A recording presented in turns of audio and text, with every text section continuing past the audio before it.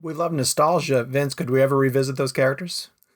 The one thing we're talking about just recently, which I mentioned, is Wedding Crashers. David Dobkin had a really good idea that's contemporary. And, I never went and made a sequel to a lot of these films at the time because it felt like we were just chasing a success. But what I like about where Crashers potentially could be at is there's something that's of this moment that feels really good. That's a good, a lot of these comedies, like even something like Wedding Crashers, you're sort of investigating things that I think are real in our lives, but the comedy is an overcommitment to the absurd. Yeah.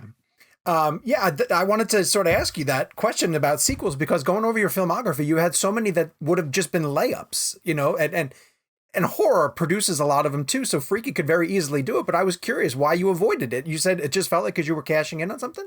Yeah, it just didn't feel like the story idea for the second one was as good as the moment of the excitement that the movie did well. Gotcha. It felt like I just go make another movie that was interesting versus go and tread on it. But I kind of think the timing for Crashers and what it discusses is contemporary and fun.